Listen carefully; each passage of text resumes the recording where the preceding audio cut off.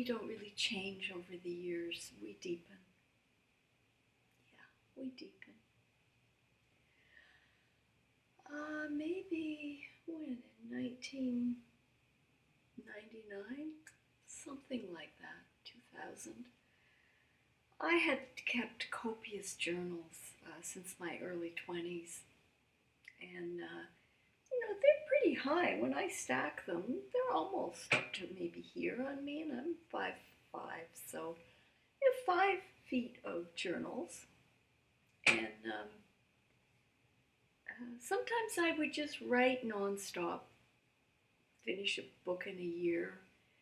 Never really read back over them. It was more like automatic writing. I just work out stuff in them, problems, and just keep writing, almost like a therapy.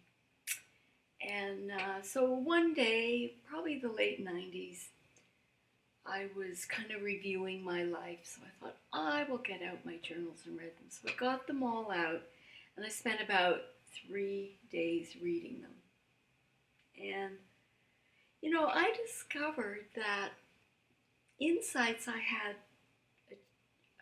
had in my 20s, I was having the same insights in my late 40s. And that really, I hadn't progressed. And it's like you have a gesture in the world.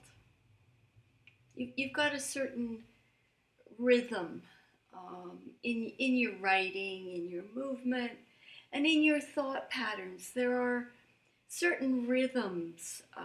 There are things issues that you're working out, that you've been working out pretty much all your life. Now, maybe some of them came from your early childhood. Maybe some of them didn't. But it's very much part of your gesture in the world. And when I read these journals, I realized, I thought I'd gone through a number of very creative, explosive years where I tore myself apart, like, brought the hurricane in, the tornadoes, and completely undid my life and reorganized myself. And, reading these journals, no.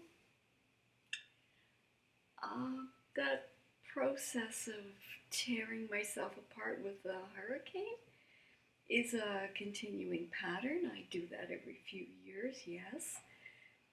But I don't actually come out with really new insights, leading me to suggest that with myself at least, and perhaps with you, we don't change. We're like a record or a pool of water, and we are the stone dropped into the still water and the ripples. And they go out, and through our lives, we don't really change. We deepen. We become more who we are. And it's beautiful. It's a beautiful process.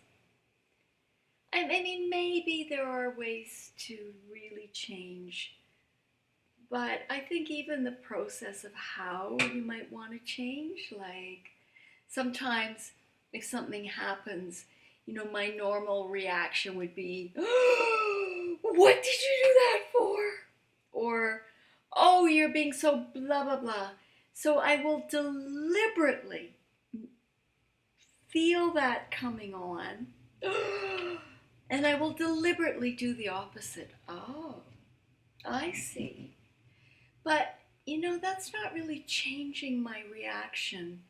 I mean, it is, but it's a pattern for me to sometimes do the opposite of what I might normally want to do, just because it's interesting, because, it's boring to do the same thing over and over. So sometimes, you might want to do it exactly the opposite.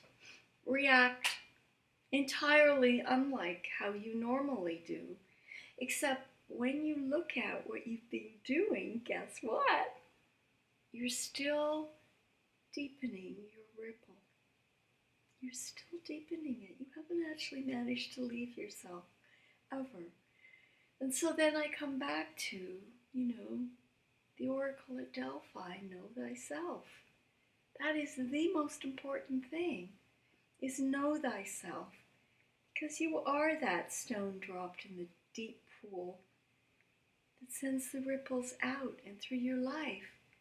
You deepen who you are, and you radiate. You become more who you are, but in a larger sense. That's my wisdom for today. Thank you. Brenda Clues, September 28th, 2008.